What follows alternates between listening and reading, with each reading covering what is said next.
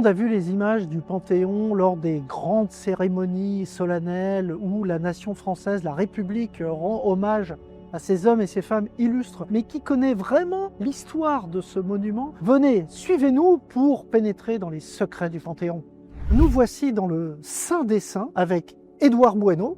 Donc vous connaissez tout de ce monument, hein. Presque tout. Il a été construit à quelle époque? Et la première pierre, c'est 1754. C'est un vœu de Louis XV. Et c'est une église qui est dédiée à la patronne de Paris, qui est donc Sainte-Geneviève. C'est une église abbatiale. On construit également une crypte pour accueillir les moines qui vont être inhumés dans cette crypte.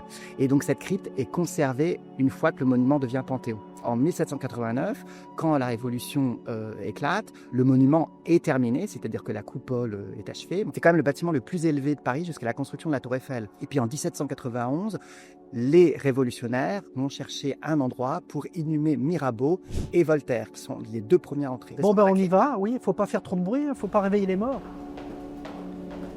Nous, on a tendance à dire qu'il y a 83 cercueils. La plupart d'entre eux, c'est-à-dire 42, sont entrés sous l'époque napoléonienne. Donc c'est ici que se trouve Robert Badinter. Absolument. Voilà. Il est en face de Condorcet. On voit des petites pierres précieuses. C'est en fait une évocation du rite juif, hein, de mettre des cailloux sur les tombes. C'est aussi le cas sur la tombe de Simone Veil. Donc là, il y a Simone et Antoine Veil. On peut le voir sur les autres tombes. Il y a le prénom, le nom, la date de naissance et la date de mort. Il n'y a pas d'évocation de la date d'entrée. Il y a une particularité sur celui de Simone Veil. Il y a un chiffre qui est posé à côté.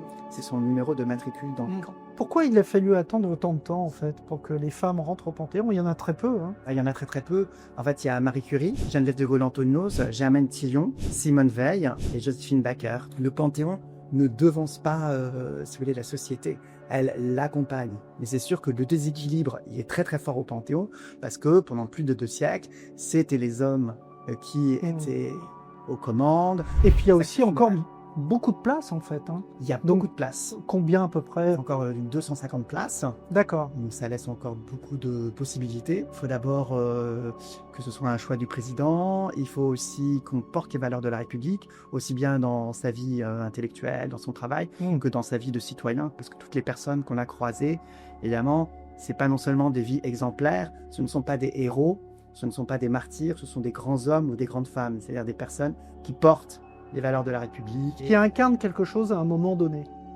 En clair, n'entre pas là qui veut. N'entre pas qui veut, absolument.